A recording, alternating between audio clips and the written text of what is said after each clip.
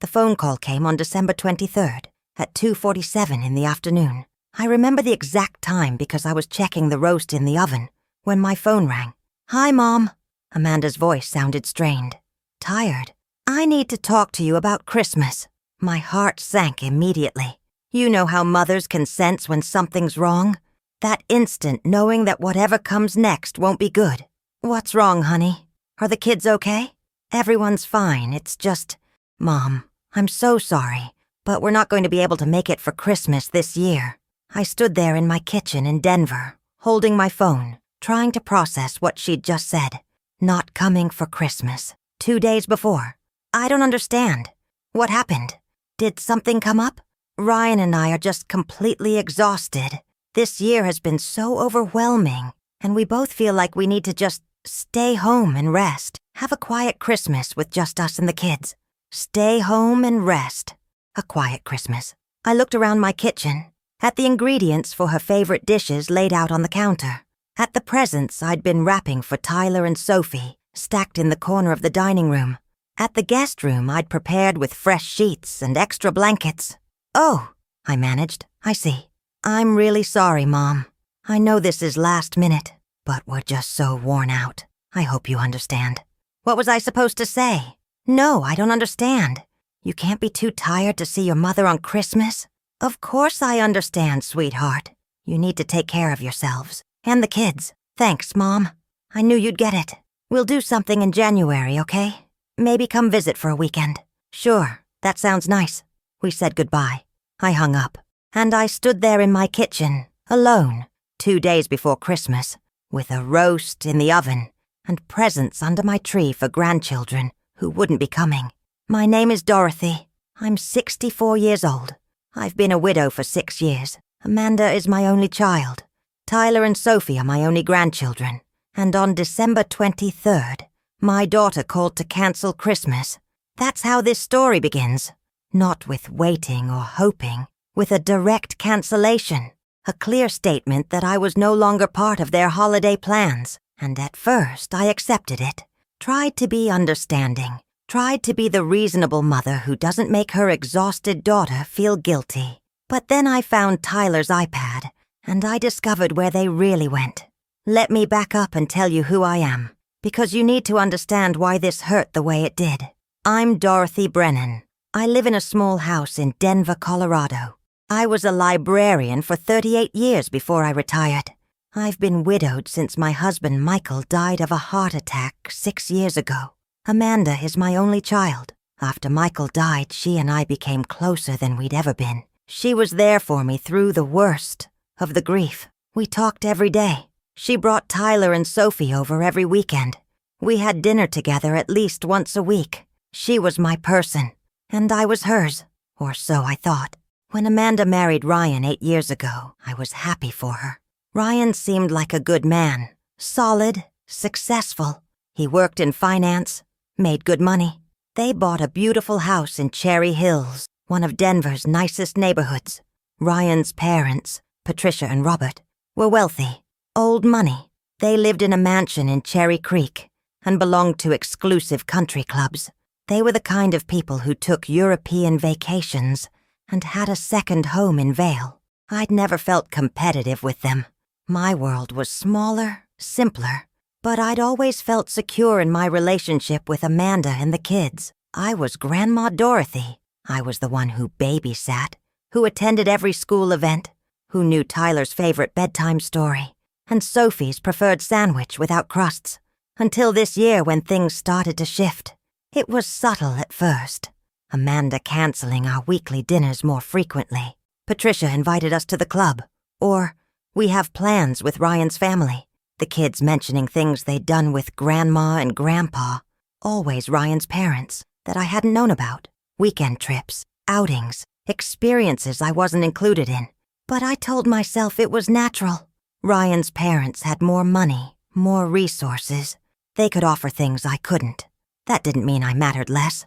Even when Amanda told me in November that they'd probably do Christmas at Patricia and Robert's this year, I'd accepted it, disappointed but understanding. Families have to split holidays sometimes. But then, 2 weeks before Christmas, Amanda had called and said, "Actually, Mom, we'd love to come to you for Christmas. Patricia and Robert are going to Aspen for the week, so we're free. Free."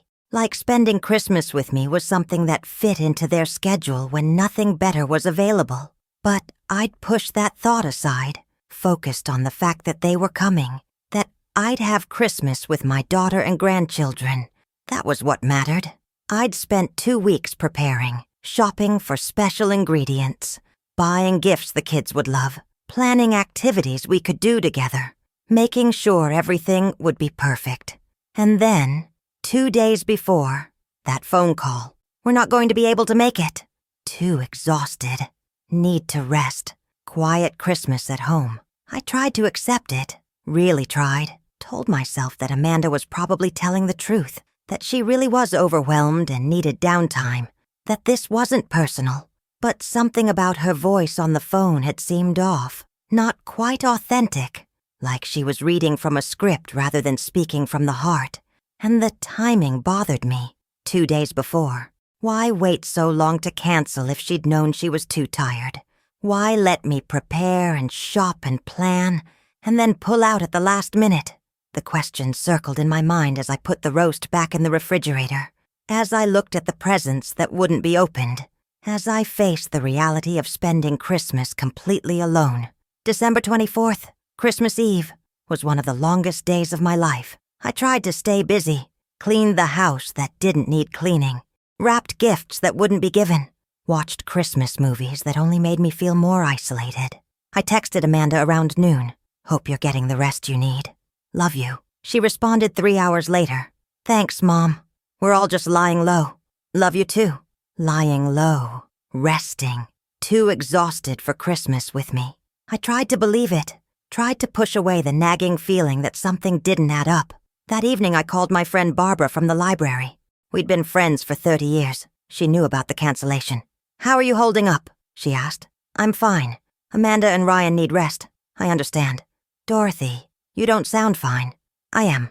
Really. It's just quiet. You shouldn't be alone for Christmas. Come to my house tomorrow. We'd love to have you." But I didn't want pity. Didn't want to be the sad widow crashing someone else's family celebration. "Thank you, but I'm okay. I might volunteer at the shelter. Make myself useful." We talked for a while longer. She tried to convince me to come over.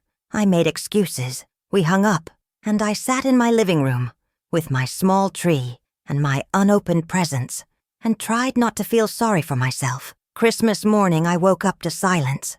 No kids jumping on the bed. No sounds of excitement from the living room.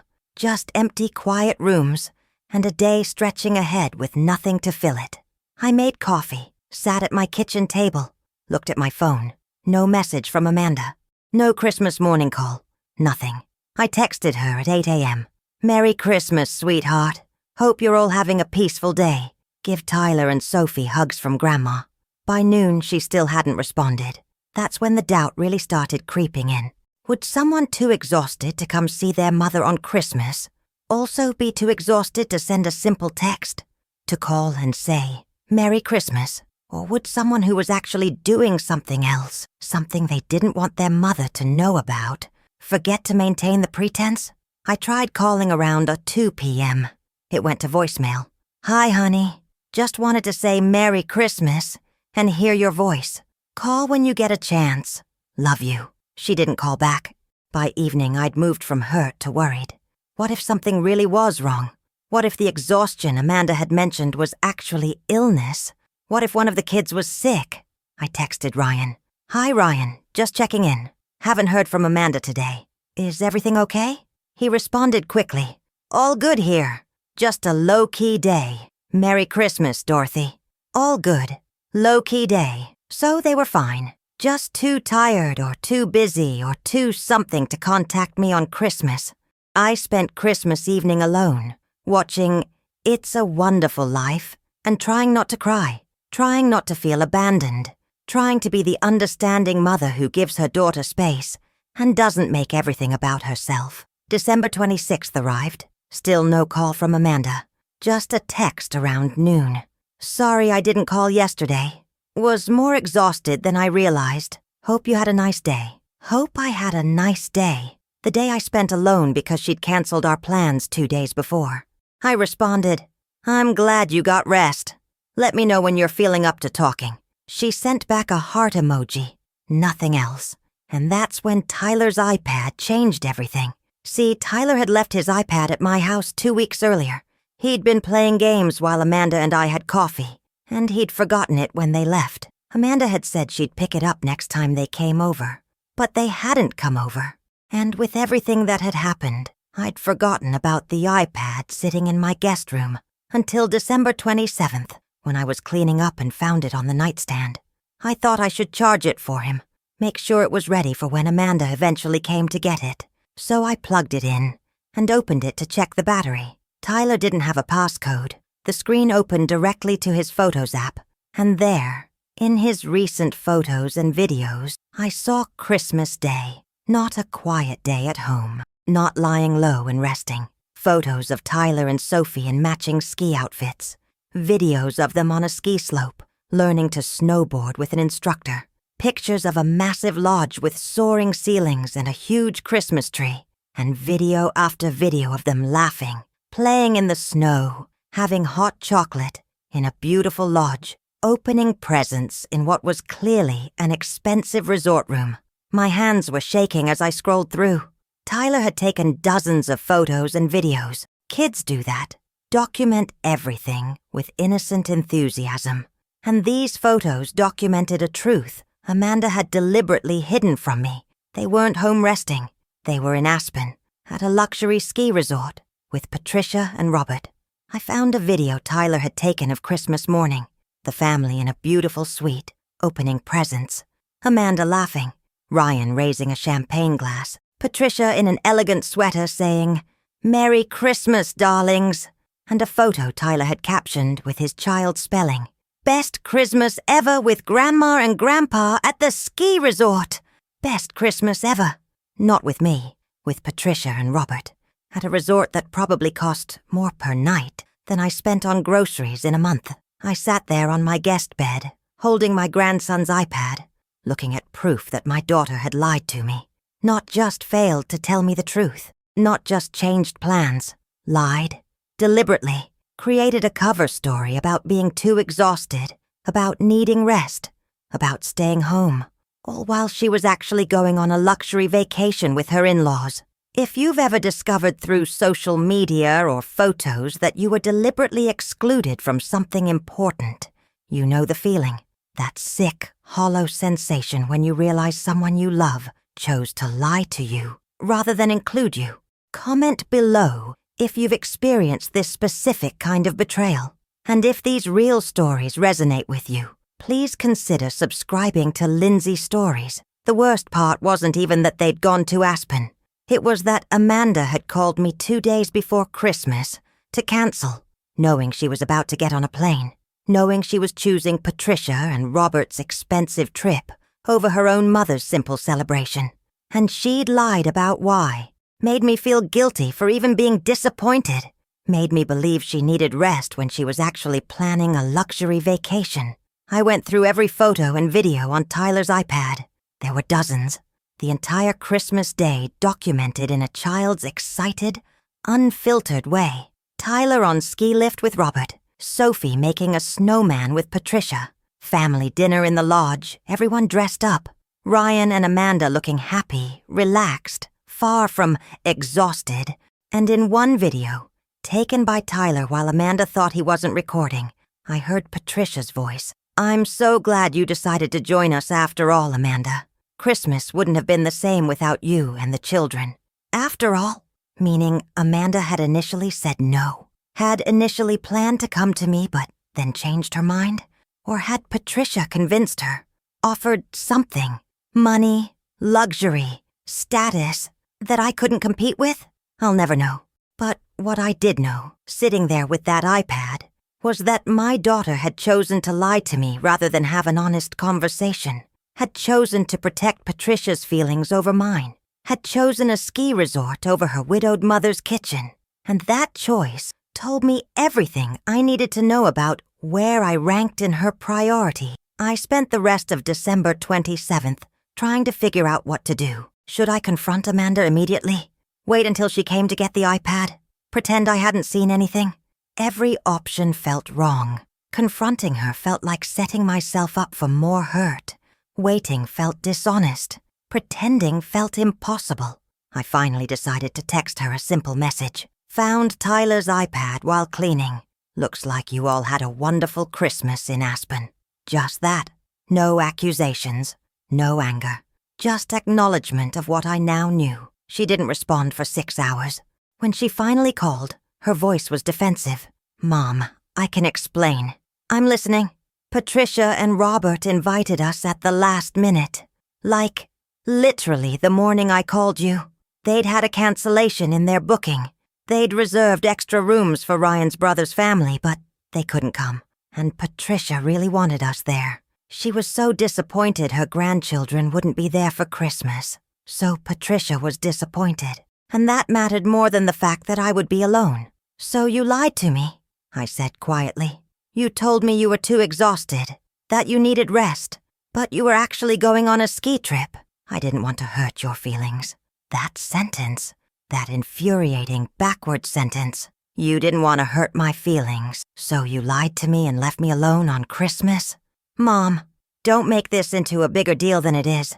It was just one holiday. We'll see you soon. Just one holiday. As if Christmas wasn't significant. As if being lied to wasn't significant. As if choosing her wealthy in-laws over her widowed mother wasn't significant. Amanda, I'm 64 years old. I don't have unlimited Christmases left, and you chose to spend this one lying to me so you could go on a luxury vacation with Ryan's parents. That hurts more than if you'd just been honest. What was I supposed to say? Sorry, Mom, but Patricia's ski resort is more appealing than your house. That would have been cruel. It would have been honest. And I'm an adult. I can handle honesty. What I can't handle is being lied to like I'm too fragile or too pathetic to deserve the truth. There was silence on her end. Then, I'm sorry you're upset, but I don't think I did anything wrong. Families make these decisions all the time. Sometimes you go to one place, sometimes another. But you lied about it. I protected your feelings. No, Amanda. You protected yourself from having to feel guilty. There's a difference. The conversation deteriorated from there. Amanda got more defensive. I got more hurt. Nothing was resolved. We hung up with things worse than before. And in the days that followed, I started seeing the past year more clearly. All those canceled dinners. All those times Amanda chose Patricia's invitations over mine. All those weekends the kids spent with Grandma and Grandpa. Ryan's parents. Never me unless Patricia and Robert were busy. I'd been relegated to backup grandmother, the one they came to when the preferred option wasn't available, and I'd accepted it, made excuses for it, told myself it was natural, that Patricia and Robert had more to offer. But the Aspen trip crystallized something I'd been avoiding. Amanda was actively choosing them over me, not just accepting their invitations, but lying to me to do it, canceling plans with me to accommodate them. Prioritizing their disappointment over mine. Have you ever looked back at a relationship and suddenly seen all the signs you'd been ignoring? All the small exclusions that seemed insignificant individually, but formed a pattern. Share your experience in the comments. Sometimes seeing it written helps us process these painful realizations. And subscribing to Lindsay Stories helps keep these honest conversations going. I joined a support group for grandparents dealing with limited access to grandchildren. Found it online during a particularly lonely evening. The group met Tuesday nights at a community center. The stories I heard there were heartbreaking.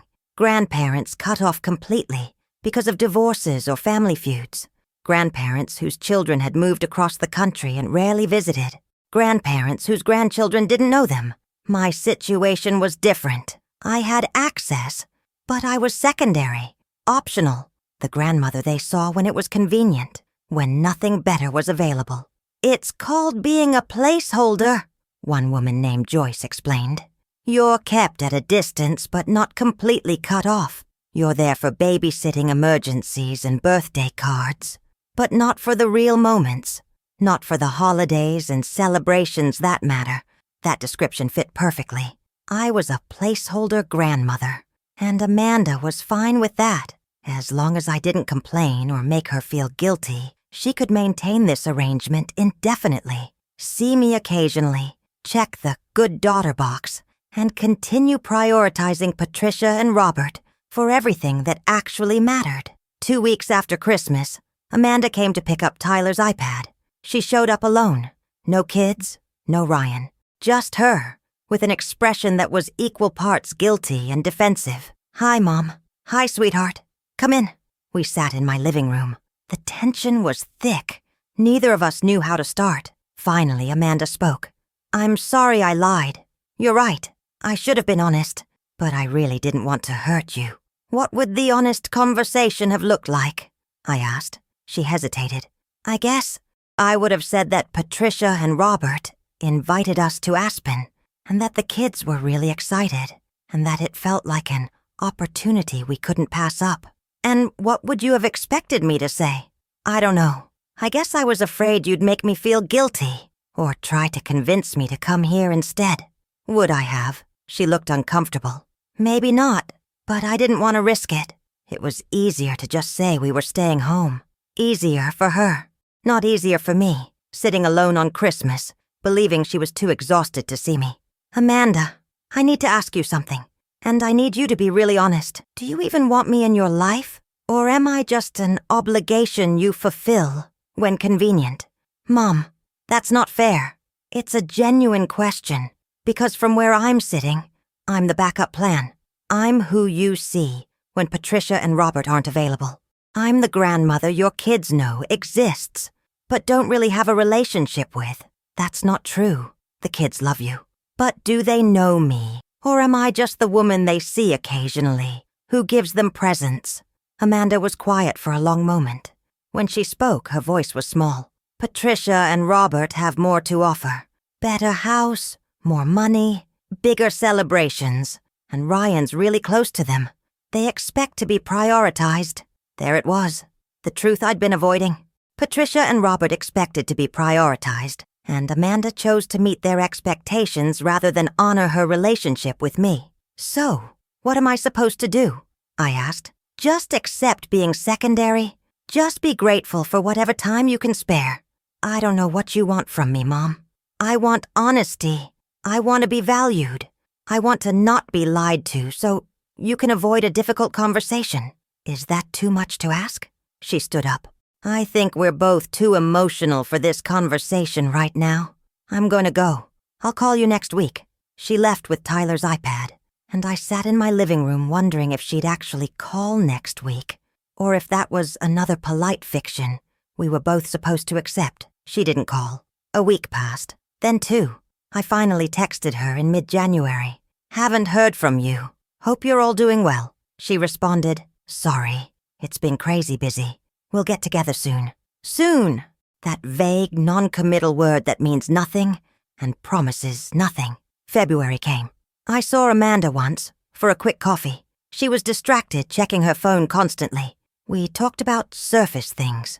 Weather, work, the kids' school activities. Nothing real. When I mentioned wanting to have Tyler and Sophie over for a weekend, she said, "That's hard right now with their schedules. Maybe in spring?" Maybe in spring. Another placeholder promise. I realized something painful. Amanda wasn't going to change. She'd found a balance that worked for her. Keep Mom at a distance, prioritize the in-laws, maintain just enough contact to avoid guilt. And as long as I accepted that arrangement, it would continue indefinitely. The question was whether I could accept it, whether I could live with being the secondary grandmother, the backup plan, the obligation, rather than the priority. I thought about my husband, Michael, about how he'd always said families should be honest with each other, even when honesty was uncomfortable, about how he'd valued authenticity over politeness, and I realized I couldn't keep pretending this arrangement was okay, couldn't keep accepting crumbs and calling it enough. So I wrote Amanda a letter, not an email, not a text, an actual letter written by hand, saying everything I needed to say. I wrote about how much it hurt to be lied to, about feeling relegated to backup status, About watching my grandchildren grow up knowing Patricia and Robert while barely knowing me. About Christmas spent alone while she celebrated at a resort. I wrote about loving her unconditionally, but needing honesty and consideration in return. About deserving to be valued, not tolerated. About wanting a real relationship, not a polite fiction. And I wrote that I was no longer willing to accept whatever time she could spare. That I wanted to be chosen, not squeezed in. And that, until she was ready to prioritize our relationship, I needed to step back and protect myself. I mailed the letter in March. Amanda called 2 days after receiving it. "Mom, this letter is really dramatic. You're making this into a bigger deal than it needs to be. Maybe it's exactly the size of deal it needs to be. I'm 64 years old, Amanda. I don't have time for relationships that are one-sided. So what? You're giving me an ultimatum? Choose between you and Ryan's parents. No, I'm saying choose honesty, choose consideration, choose to stop lying to me and treating me like an obligation. That's not an ultimatum. That's basic respect. I think you're being unreasonable. And I think you're being selfish. But we clearly see this differently." The conversation ended without resolution. And in the months since, Amanda has reached out occasionally. Surface-level texts, brief check-ins, nothing substantial. I've responded politely but without warmth. I'm done pretending everything's fine. Done accepting breadcrumbs. Done being the understanding mother who makes everything easy for her daughter, at my own expense. It's been 8 months since that Christmas. 8 months since I discovered the truth about where Amanda really was. 8 months of learning to live with limited contact with my only child. People ask me if I regret confronting her, if I wish I'd just kept quiet and accepted whatever relationship she was willing to give. The answer is no, because living with diminished honesty is worse than living with diminished contact. I'd rather be alone and respected than included and lied to. My name is Dorothy Brennan. I'm 65 years old now. My invitation was canceled 2 days before Christmas. My daughter lied about why, and I discovered she chose a luxury ski resort with her in-laws over Christmas with me. That discovery didn't just show me where she spent Christmas, it showed me where I ranked in her priorities. And that knowledge, painful as it was, freed me to stop accepting less than I deserved. I'm still building a life that doesn't revolve around waiting for Amanda to choose me. I volunteer at the library now, teaching children to read. I have friends from my support group who understand this specific kind of loss. I take art classes and go on weekend trips with Barbara. I have grandchildren I barely know, and that hurts every day. But I can't force a relationship my daughter doesn't want to maintain, honestly. This isn't a story about reconciliation. Amanda and I haven't repaired things. Maybe we will someday. Maybe she'll eventually understand what she sacrificed when she chose luxury and convenience over honesty and connection. Or maybe she won't. Maybe this is just how our relationship will be. Distant, polite, fundamentally broken by lies she told and choices she made. If this story resonates with you, if you've been lied to by family, excluded from celebrations, relegated to backup status in your own child's life, please share this. Comment about your experience. Let others know they're not alone in this specific, painful form of abandonment. And subscribe to Lindsay Stories. These real, difficult stories need to be told. Silence protects people who hurt us. And we're done being silent. Thank you for listening. Thank you for witnessing. Thank you for making space for stories that don't have happy endings but need to be heard anyway. That's everything. What I haven't fully told you yet is what those 8 months have really been like. The daily reality of living with a daughter who's still alive, still in the same city, but has chosen distance over honesty. The hardest part isn't the big moments. It's the small ones. The everyday reminders that I'm no longer part of Amanda's life in any meaningful way. Like Tyler's birthday in April. I sent a gift. A book series he'd mentioned wanting. Amanda texted a photo of him holding it with a generic, "Thank you." No invitation to celebrate with him. No offer to bring him by so I could see him in person. Just a photo, like I was a distant relative who sends cards but isn't actually part of the family. or Sophie's dance recital in May. I only knew about it because Tyler had mentioned it during a brief video call Amanda had initiated, probably out of guilt. When I asked Amanda about attending, she said, "Oh, it's pretty small, mostly just immediate family. I don't think you'd enjoy it." Immediate family, a category I apparently no longer fit into.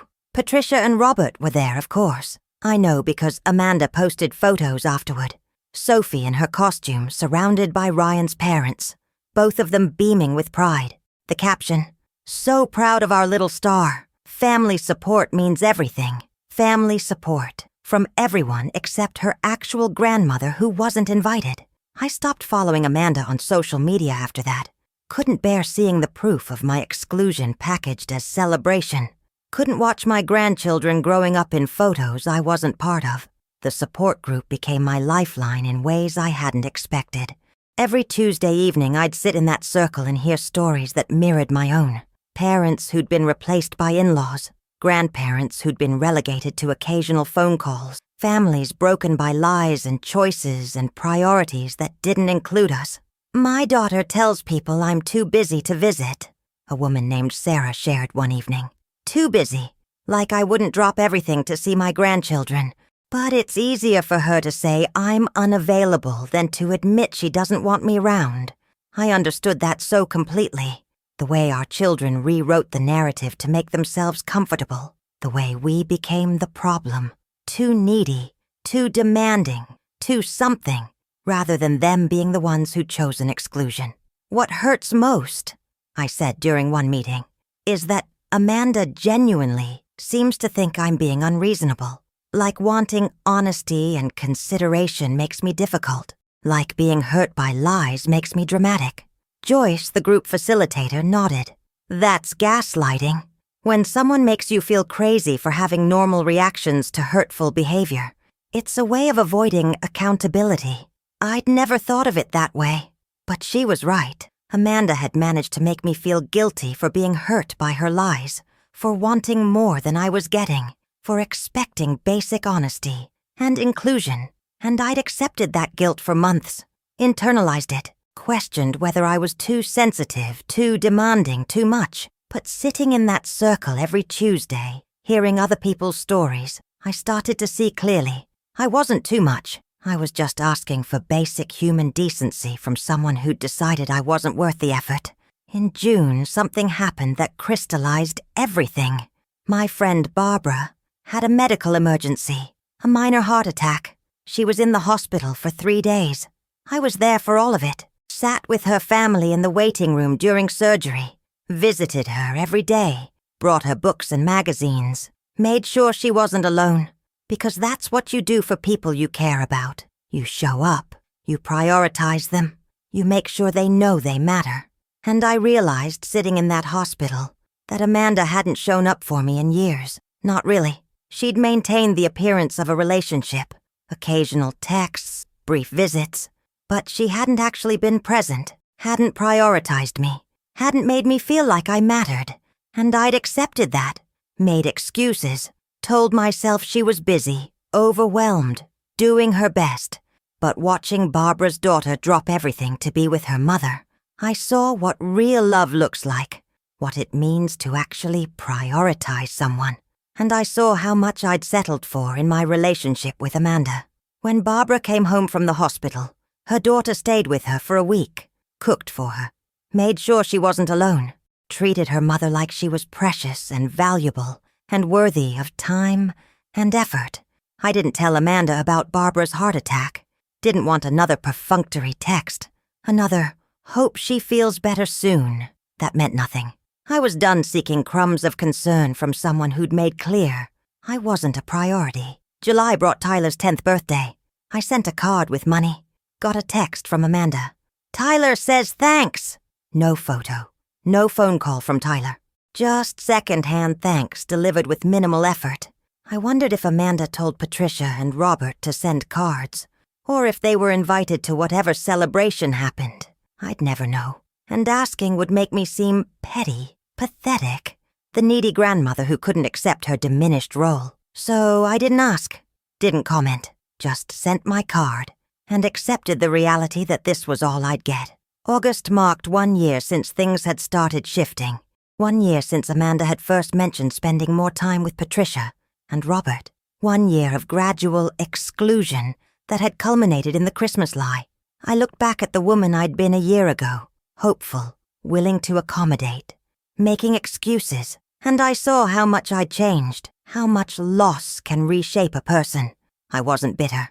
Bitterness requires energy I didn't have. But I was clear about what had happened, clear about Amanda's choices, clear about my own worth. And that clarity, painful as it was to achieve, gave me freedom. Freedom to stop waiting for Amanda to change. Freedom to stop hoping for a relationship she clearly didn't want. Freedom to build a life that didn't revolve around her approval or inclusion. In September, I did something I'd been considering for months. I planned a trip, 2 weeks in New England to see the fall foliage, something I'd always wanted to do but had never prioritized because I'd been waiting for Amanda to need me, waiting to be available, waiting to be chosen. I stopped waiting. I told Amanda about the trip in a brief text. "I'll be traveling in New England for 2 weeks in October. Thought you should know in case you need to reach me." Her response was immediate. "That sounds nice. Have fun." No, "I'll miss you." No, "Wish I could come." No acknowledgement that we hadn't seen each other in months. Just a generic pleasantry. The trip was beautiful. I joined a small tour group, made friends with other women my age. We visited covered bridges and quaint towns and mountains ablaze with color. And for 2 weeks, I didn't think about Amanda constantly. Didn't check my phone hoping for messages that wouldn't come. Didn't feel the constant low-level ache of being excluded from my own family. I just existed, enjoyed, lived. When I came back, Amanda hadn't noticed I'd been gone. No "welcome home" text. No "how was your trip?" Nothing until I texted her a photo of Vermont countryside, and she responded, "Gorgeous." 1 word. That's what 2 weeks of my life was worth to her. 1 word. And you know what? I was okay with it, because I'd learned something crucial on that trip. I could be happy without her. I could have meaningful experiences, make connections, feel joy, all without Amanda's participation or approval. That realization was both liberating and sad. Liberating because it meant I wasn't dependent on a relationship that didn't exist. Sad because it meant truly accepting that my daughter had chosen a life that didn't include me. October brought another milestone, Sophie's 7th birthday. I sent a gift, got a text. "Sophie loves the art set. Thank you." No invitation to celebrate, no offer to bring her by, just acknowledgement of the gift. Like I was a distant relative, fulfilling an obligation. I wondered if Sophie even remembered me, if she thought about Grandma Dorothy occasionally, or if I'd become a vague figure who sent presents but wasn't actually part of her life. Tyler was 10 now. Sophie was 7, the ages where grandchildren form real memories, where relationships deepen or fade permanently. And I was fading, being systematically erased from their lives by a daughter who'd decided Patricia and Robert were sufficient grandparents. The support group helped me process that loss, helped me understand that I hadn't failed as a grandmother. I'd just lost the opportunity to succeed because Amanda had gate-kept access to the kids. "They'll ask about you someday," Joyce said during one meeting. "When they're older, they'll wonder why they don't know you, and Amanda will have to answer for that." Maybe. Or maybe Amanda would rewrite history, tell them I was busy, unavailable, the grandmother who wasn't interested, shape the narrative so she remained blameless. I'd never know. All I could do was live my life, knowing I'd tried, knowing I'd wanted to be present but had been prevented, and try to make peace with that. November arrived, Thanksgiving approaching. I wondered if Amanda would invite me this year or if I'd be excluded again. The answer came via text, 3 weeks before. "We're doing Thanksgiving with Ryan's family this year. Maybe we can see you the weekend after." Maybe. The weekend after. Secondary. Optional. Convenient. I responded, "No need to schedule something just for me. Enjoy your holiday with Ryan's family." She sent back a thumbs-up emoji. That's it. A thumbs up to me, declining to be her backup plan. I spent Thanksgiving with Barbara and her family. They'd invited me weeks in advance, treated me like I was valued, made me feel welcome. It was a good day. Not the Thanksgiving I'd imagined, surrounded by my own family, but a reminder that family isn't always blood. Sometimes it's the people who actually choose you. Amanda posted photos of Thanksgiving at Patricia and Robert's mansion, a formal table setting, everyone dressed elegantly, Tyler and Sophie looking happy, and Patricia's arm around Amanda, proprietary and proud. The caption, "Grateful for this beautiful family, blessed and family, first Thanksgiving, family first, a family I wasn't part of." I unfollowed her completely after that. Couldn't keep torturing myself with proof of my exclusion. December arrived again. 1 year since the Christmas that changed everything. 1 year since the phone call that canceled my invitation. 1 year since I'd found Tyler's iPad and discovered the truth. I wondered if Amanda would invite me this year, if she'd learned anything from last year's disaster, if guilt or conscience or basic decency would prompt her to include me. The answer came on December 20th, a text. "Mom, I know last year was difficult. We'd love to have you join us for Christmas this year if you're available. If I'm available, like I had a packed social calendar, like I might be too busy for my own family. And join us, not come celebrate with us or please spend Christmas with us. Just join us. Like I'd be a guest at their celebration, not a core part of it." I stared at that text for a long time, trying to decide what to do. Part of me wanted to say yes, wanted to see Tyler and Sophie, wanted to believe that maybe things could be different this year. But I knew they wouldn't be. One invitation didn't erase a year of exclusion, didn't undo the lies, didn't change Amanda's priorities. I'd be tolerated, not valued, present but not included, an obligation fulfilled, not a relationship cherished, and I was tired of accepting that. I responded, "Thank you for the invitation. I'm making other plans this year. I hope you all have a wonderful Christmas." She didn't respond immediately. When she finally did, hours later, it was just, "Okay, let me know if you change your mind."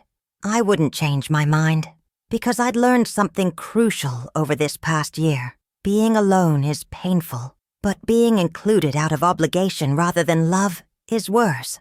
I'd rather spend Christmas with people who actually want me there, even if that's just myself, than force myself into a family that's decided I'm optional. I volunteered at the shelter again on Christmas Day, served meals to people who had nowhere else to go, found purpose in caring for others since my own family didn't want my care. And you know what? It was okay. Not perfect, not what I'd imagined, but okay, because I'd stopped waiting for Amanda to choose me. Stopped hoping for a relationship that didn't exist. Stopped accepting crumbs and pretending they were enough. My name is Dorothy Brennan. I'm 65 years old. My Christmas invitation was canceled 2 days before the holiday. My daughter lied and went to Aspen instead. That was a year ago. And in the year since, I've learned that sometimes the people we love most will choose luxury over loyalty, convenience over connection, lies over honesty. And when they make those choices, we can't change them. All we can do is decide how we respond. I chose to stop accepting less than I deserved, to build a life that didn't revolve around waiting for someone who wasn't coming, to find meaning and connection with people who actually valued me. It's not the life I wanted.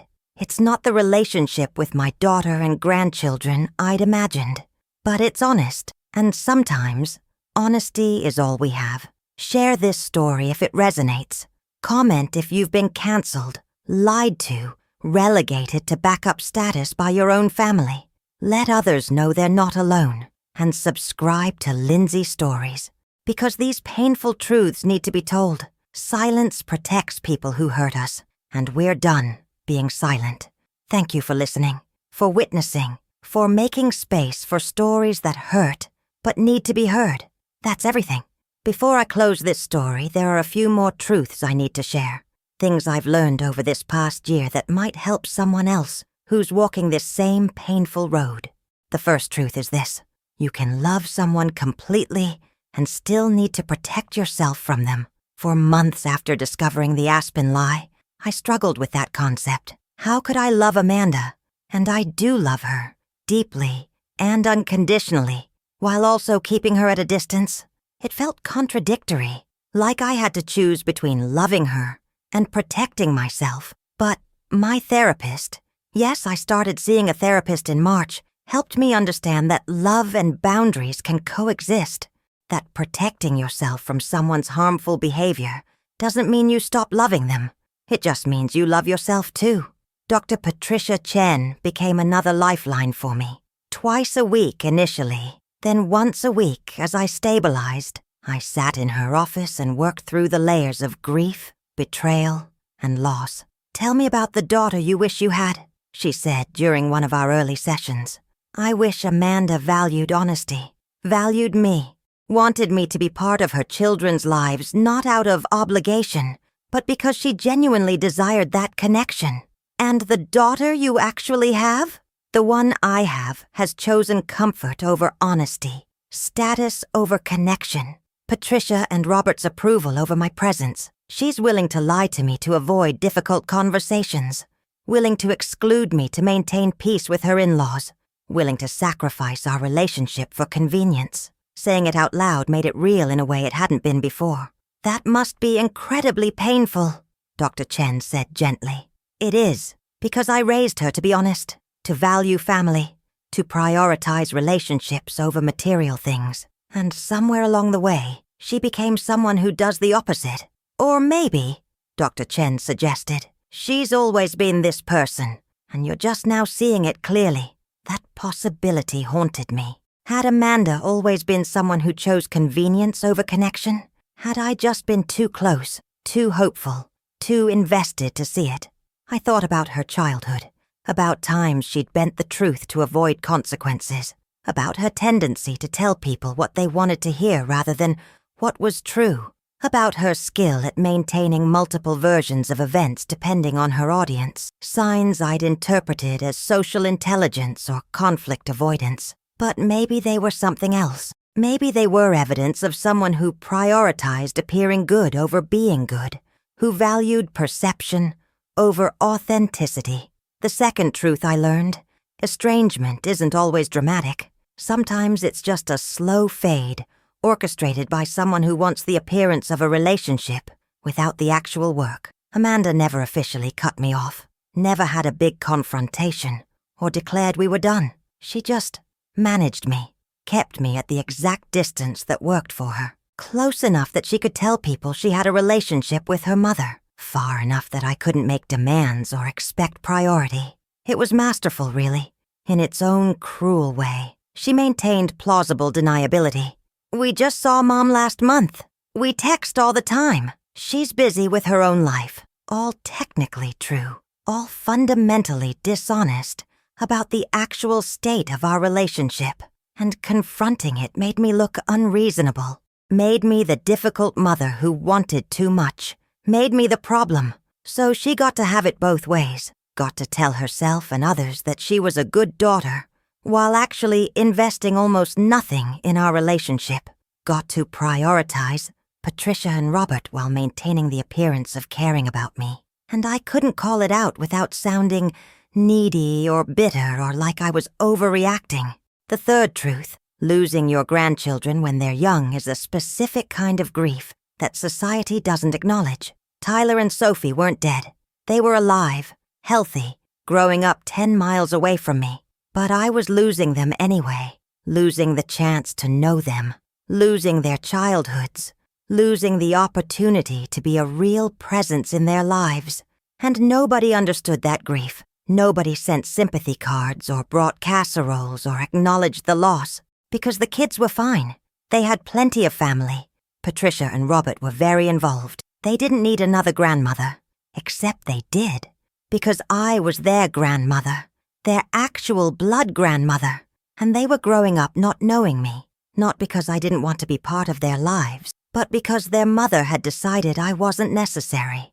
"Do you think they'll remember me?" I asked Joyce during one support group meeting. "Some grandparents in this room haven't seen their grandchildren in 5-10 years. she said gently. "And those kids grew up and reached out eventually. Once they were old enough to make their own choices. It might happen for you too. Might. A word that offers hope without promising anything. Tyler would be a teenager in a few years. Maybe then he'd want to know his other grandmother. Maybe he'd ask questions about why we weren't close. Maybe Amanda's carefully constructed narrative would start to crack. Or maybe not. Maybe he'd accept whatever story Amanda told. Maybe he'd see me as the grandmother who wasn't interested, who was always too busy, who didn't prioritize them. I'd never know until it happened. All I could do was live my life and hope that someday, somehow, the truth would matter. The fourth truth, and perhaps the hardest, some people will side with your child no matter what they've done. I learned this when I told people about the Aspen situation. Friends, acquaintances, even some family members. Well, families are complicated. I'm sure Amanda didn't mean to hurt you. Maybe you're being a little sensitive. Young people today have so much pressure. Maybe she just needed a break. Nobody wanted to acknowledge that what Amanda had done was cruel. That lying to your widowed mother and leaving her alone on Christmas so you could go on a luxury vacation was wrong. They made excuses, minimized, suggested I was overreacting. And I realized people don't want to believe that good people do bad things. They want to believe Amanda, young, successful, with cute kids, must have had a good reason. That I, older, alone, admittedly hurt, must be exaggerating or misunderstanding. It's easier to blame the victim than to acknowledge that sometimes people we love treat us terribly. So I stopped telling most people, stopped trying to make them understand, kept the pain private, except in the support group, where people actually got it. The fifth truth, you can grieve someone who's still alive, and that grief is valid even if it's invisible. I grieved Amanda, not the person she was, because I was starting to realize she'd always been this person, but the relationship I'd believed we had, the mother-daughter bond I'd thought was solid, the future I'd imagined where I'd be a real grandmother to Tyler and Sophie. All of that died, and I had to mourn it. But there was no funeral, no marked ending, no community acknowledgement of loss. Amanda was still alive, still posting on social media, still appearing to be a loving daughter to people who didn't know the truth. My grief was invisible, and that made it harder. Made me feel crazy sometimes. Made me wonder if I was making too much of things. But the support group kept me grounded, kept reminding me that invisible grief is still grief, that ambiguous loss is still loss, that I had a right to mourn what I'd lost, even if it wasn't what other people considered real loss. 6 months into therapy, Dr. Chen asked me a question that changed everything. What would accepting this situation actually look like for you? I'd been talking about acceptance for months, saying I needed to accept Amanda's choices, accept the limited relationship, accept my role as placeholder grandmother. But I'd never actually defined what acceptance meant.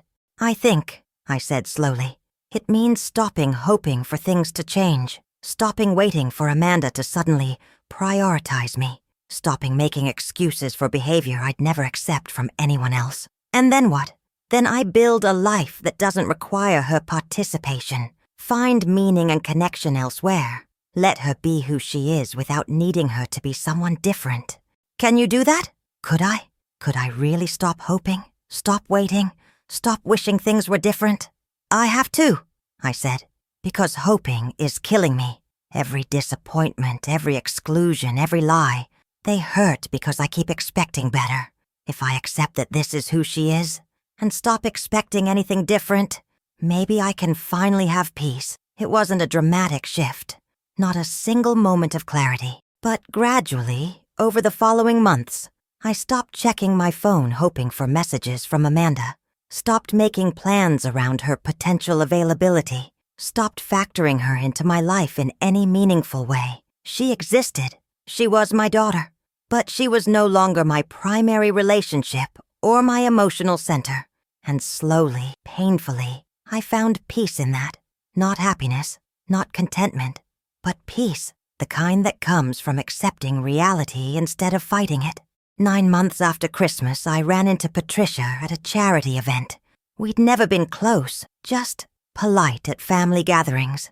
But seeing her face to face, knowing she was the grandmother Amanda had chosen over me, brought up complicated emotions. She saw me and came over, all gracious smiles. "Dorothy, how lovely to see you. Amanda mentioned you've been traveling. How wonderful." Amanda had mentioned me to Patricia, like I was a distant relative whose activities were noteworthy, but not important.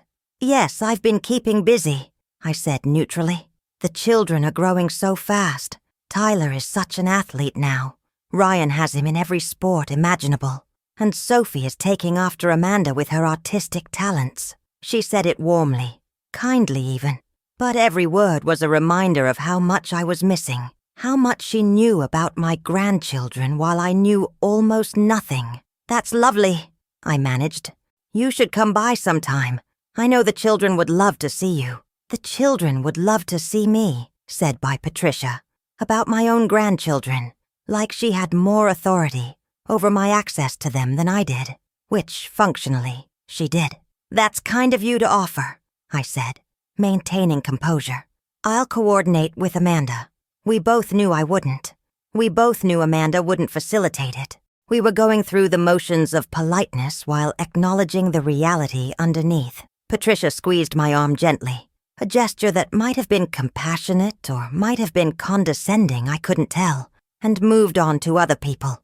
And I stood there at that charity event, surrounded by people feeling completely alone. Later that night, I texted Amanda. "Ran into Patricia today. She mentioned the kids are doing well." Amanda responded hours later. "Oh yeah, she sees them a lot. Tyler has soccer at their club. She didn't invite me to soccer. Didn't offer to arrange a visit. Didn't acknowledge the painful reality that Patricia knew more about my grandchildren than I did. Just stated facts. Clinical. Distant. And I realized I couldn't keep doing this. Couldn't keep reaching out and getting nothing back. Couldn't keep trying to maintain a relationship Amanda clearly didn't want. So I stopped. Stopped initiating contact. Stopped trying. And Amanda didn't notice. Or if she did, she didn't care. Weeks went by with zero communication. Then months. My phone stopped showing her name. My life stopped including space for her. And you know what? I was okay. Not happy, but okay. Because I'd finally, fully accepted the truth. Amanda had left our relationship years ago. I'd just been too attached to notice. Now I noticed. And I stopped trying to bring back something that had been dead for a long time. A year after Christmas, exactly 1 year, I received an unexpected text from Tyler. He'd gotten his own phone for his 11th birthday. "Hi, Grandma Dorothy. Mom gave me your number. Can we video chat sometime?"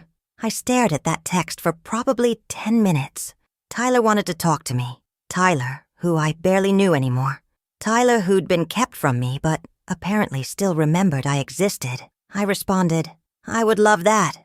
Anytime you want." We set up a call for the next day. When his face appeared on my screen, older, more grown up than I remembered, I felt simultaneously joyful and heartbroken. "Hi, Grandma." His voice was changing, getting deeper. He was becoming a teenager. "Hi, sweetheart.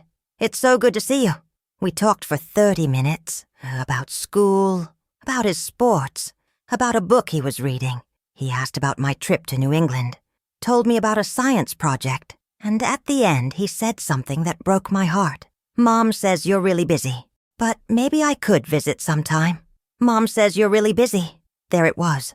Amanda's narrative, not, "I've chosen to exclude Grandma Dorothy," not, "I've prioritized other people," but, "Grandma is too busy," making me the reason, making herself blameless. "Tyler, I'm never too busy for you. I would love to see you anytime." He looked confused, but Mom said, "I know what Mom said, and I want you to know the truth. I have always wanted to spend time with you and Sophie. If I haven't, it's not because I was too busy, okay?" He nodded slowly, processing something I couldn't fully explain without making his mother the villain. "Can I call you again?" he asked. "Anytime you want. I mean that." After we hung up, I sat with the complicated emotions. Joy that Tyler wanted contact, grief that he'd been told lies about me, anger that Amanda had rewritten history to protect herself, and determination that if Tyler was reaching out, I'd be there, that I wouldn't let Amanda's narrative become his permanent reality. That call was 3 months ago. Tyler and I talk once a week now. Brief calls, checking in, building something. Amanda knows. Tyler mentioned telling her. She hasn't said anything to me about it. Hasn't objected or facilitated, just allowed it. Like it doesn't really matter to her either way. And maybe it doesn't. Maybe she's relieved that Tyler's desire for connection lets her off the hook.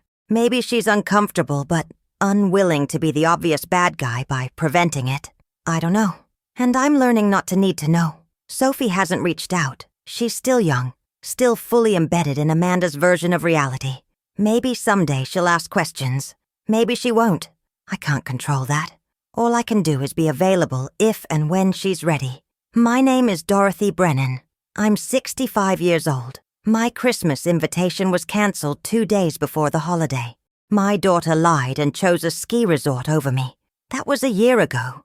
And in the year since, I've learned more about grief, boundaries, acceptance, and survival than I ever wanted to know. I've learned that love isn't always enough, that being someone's mother doesn't guarantee being valued, that family can hurt you in ways strangers never could. But I've also learned that I'm stronger than I thought, that I can build a life with meaning even when it looks nothing like I'd planned, that I can survive losing relationships I thought were essential. I'm not perfectly healed. I still have moments of profound sadness, still feel the absence of my grandchildren, still grieve the daughter I thought I had, but I'm surviving, building, finding purpose in unexpected places, and that's enough. It has to be. If this story resonates, if you've been lied to, excluded, replaced, relegated to backup status, know that you're not alone. Your grief is valid. Your hurt is real. And you can survive this. Share this story. Comment with your experience. Subscribe to Lindsay Stories, because these painful truths need to be told. Silence protects people who hurt us, and we're done being silent. Thank you for witnessing my story, for making space for pain that doesn't have neat resolutions. That's everything. There's one final conversation I need to share, something that happened last month that brought a strange kind of closure to this whole painful journey. Amanda called me, not texted, actually called. First time she'd initiated a phone call in over a year. Hi, Mom. Hi, Amanda. Silence. Uncomfortable. Heavy with everything unsaid between us. Tyler told me you two have been talking, she finally said. We have. Once a week or so. He's a wonderful kid. He is. Another pause. Mom, I think we should talk. Really talk. About everything. Part of me wanted to say no. Wanted to protect myself from more hurt, more disappointment, more conversations that went nowhere. But another part, the part that still loved her, still hoped despite everything, said yes. We met for coffee 3 days later. Neutral territory. A cafe neither of us frequented. She looked tired, older than 38. The kind of tired that comes from carrying guilt you won't acknowledge. I owe you an apology, she started. For Christmas, for lying, for a lot of things. I waited. Let her continue. I didn't handle things well.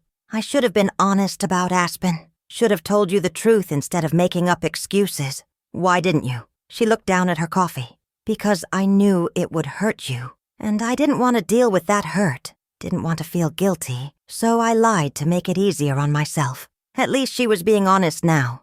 Even if the honesty confirmed what I'd suspected. That she'd prioritized her own comfort over my feelings. Amanda, the lie hurt more than the truth would have. If you'd said Patricia and Robert invited us to Aspen, and we really want to go, I would have been disappointed. But I would have understood. The lie made me feel like I couldn't be trusted with honesty. Like I was too fragile or too difficult to deserve the truth. I know. You're right. I see that now. Do you? Because this wasn't just about Christmas. It's been a pattern. Excluding me. Prioritizing Patricia and Robert. Keeping me at arm's length while pretending everything's fine. She nodded slowly. I think when Ryan and I got married, I wanted to fit into his family. His world. And you. You represent a different world, a simpler one, and I felt like I had to choose. You did choose. You chose them. I did, and I'm sorry. But Mom, you have to understand, Patricia and Robert have expectations. They're used to being prioritized, and Ryan expects me to make them happy. And what about making your own mother feel valued? That's not fair, isn't it? You lied to me to avoid disappointing Patricia. You canceled plans with me to accommodate them. You've systematically excluded me from Tyler and Sophie's lives while giving them unlimited access. How is pointing that out unfair? She was quiet for a long moment. I don't know how to balance it. How to make everyone happy. You can't. That's the point. You have to choose. And you've consistently chosen them over me, which is your right. But don't pretend it hasn't happened. Don't rewrite history to make yourself comfortable. So what do you want from me? That question. The same one she'd asked a year ago. Still not understanding that I didn't want anything she wasn't willing to give freely. I want you to be honest, with yourself and with me. I want you to acknowledge that you've prioritized your in-laws over your own mother. I want you to stop telling Tyler I'm too busy when the truth is, you've excluded me. I want you to own your choices instead of making me the problem. That feels like you're asking me to admit I'm a terrible daughter. I'm asking you to admit the truth. Whether that makes you a terrible daughter is for you to decide. We sat in that coffee shop for 2 hours, talking in circles, making some progress, hitting walls where her need to see herself as good conflicted with the reality of what she'd done. In the end, we reached a tentative understanding. She acknowledged, really acknowledged, that she'd prioritized Patricia and Robert, that she'd lied, that she'd excluded me. But she couldn't promise things would change because, she explained, her marriage depended on keeping Ryan's parents happy, and keeping them happy meant continuing to prioritize them. So I'm still secondary, I said. I don't know how to make it different. Then I need to protect myself, continue building a life that doesn't require your participation, stay in contact with Tyler if he wants that, but stop expecting more from you than you're willing to give. She looked sad, guilty, but also relieved, because I was letting her off the hook, telling her I wouldn't keep demanding what she couldn't provide. I do love you, Mom. I know you do. In your way. It's just not the way I need. We hugged goodbye in the parking lot, and I drove home feeling something I hadn't felt in a long time. Clear, not happy, not resolved, but clear about what was and what wasn't, about what I could expect and what I needed to stop hoping for. That was 6 weeks ago. Amanda and I have texted a few times since. Brief surface-level exchanges. The relationship we actually have rather than the one I wish we had. Tyler still calls weekly. I've started sending him books I think he'd like. Building something small but real with my grandson. Sophie sent me a drawing last week. A picture of our family. Her, Tyler, Amanda, Ryan, me. To Grandma Dorothy. Written carefully at the top in her 7-year-old handwriting. I cried when I saw it, because she remembered me, included me, drew me into her version of family even though she barely knows me. Maybe there's hope there. Maybe someday she'll want to know me better. Maybe Amanda will let her. Or maybe not. I can't control that. All I can do is be available, be honest, be the grandmother I wanted to be, even if I rarely get the chance. My name is Dorothy Brennan. I'm 65 years old. My Christmas invitation was canceled 2 days before the holiday. My daughter lied and went to Aspen with her in-laws instead. That betrayal taught me painful lessons about love, loyalty, honesty, and survival. I learned that being someone's mother doesn't guarantee being valued in their life. That family can hurt you in ways you never imagined. That love isn't always enough to keep people from choosing convenience over connection. But I also learned that I'm stronger than I thought, that I can survive losses that felt unsurvivable, that I can build a meaningful life even when it looks nothing like I'd planned. I'm not perfectly healed. I still grieve the relationship I don't have with my daughter, still feel the absence of my grandchildren in my daily life, still have moments where the hurt feels fresh and overwhelming, but I'm surviving, building, finding purpose in unexpected places, accepting reality instead of fighting it. And that's enough. It has to be. To everyone watching this on Lindsay Stories, if you've been lied to by your children, excluded from celebrations, relegated to backup status in your own family's life, know this: your grief is valid. Your hurt is real. You're not too sensitive or too demanding or too anything. You're just someone whose love wasn't reciprocated the way you deserved. And that's not your failure. It's theirs. Share this story with someone who needs to hear it. Comment with your own experience. Let others know they're not alone in this specific, painful form of family abandonment. And subscribe to Lindsay Stories, because these difficult truths need to be told. Silence protects people who hurt us, and we're done protecting them at our own expense. Thank you for listening to my story, for witnessing my pain, for making space for narratives that don't have happy endings but need to be heard anyway. You survived hearing this story. And if you're living your own version of it, you can survive that too. Not perfectly, not painlessly, but survive nonetheless. That's everything. One last thought before I go. Something I wish someone had told me when this all started. When your child hurts you, really hurts you, you don't have to choose between loving them and protecting yourself. You can do both. You can love them from a distance. You can wish them well while refusing to accept mistreatment. You can hope they'll change while building a life that doesn't depend on that change. Love and boundaries aren't opposites. They're partners. And sometimes the most loving thing you can do for yourself and for them is to stop pretending everything's fine. I love Amanda. I always will. She's my daughter. But I don't trust her with my heart anymore. And that's okay.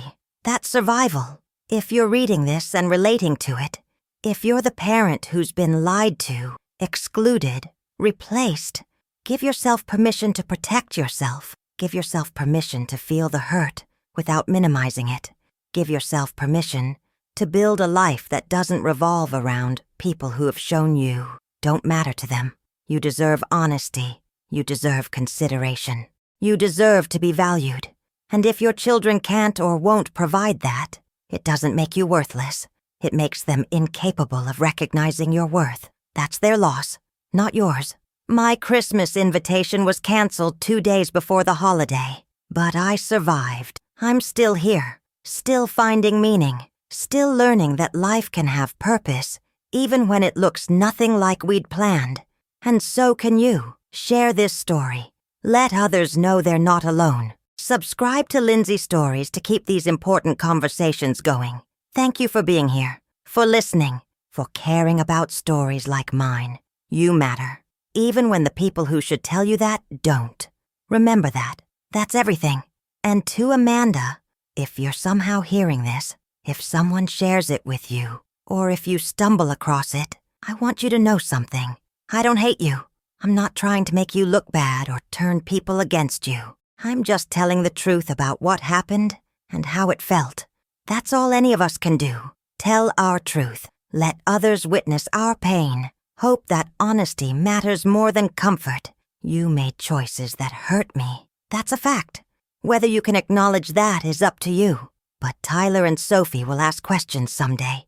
They'll want to know why we weren't close, why they don't have memories of me from their childhood, why Grandma Dorothy exists, but isn't really part of their lives. And when they ask, I hope you'll tell them the truth, not a sanitized version that protects you from discomfort. The actual truth, that you chose luxury over loyalty, convenience over connection, your in-laws' approval over your own mother's presence. They deserve to know, and you deserve to own your choices. That's all I have left to say. To everyone else still here, thank you, truly. Your presence here, your willingness to hear difficult stories, your recognition that this kind of pain matters. It means everything. We're done being silent about family abandonment, about lies that protect the people who hurt us, about the assumption that parents must accept whatever crumbs their children offer. Our stories matter. Our pain is real, and we deserve to be heard. Subscribe to Lindsay Stories. Share these stories. Keep these conversations alive, because silence protects them, and truth protects us. That's everything. Tyler called me this morning. Said he's reading one of the books I sent. Said he wants to visit next month. Small steps, small connections, building something real from the rubble of what was lost. It's not what I imagined, but it's something. And sometimes, something is enough. That's everything. And Sophie's drawing is on my refrigerator. A reminder that even when we're excluded, we can still matter to the ones who count. That's everything.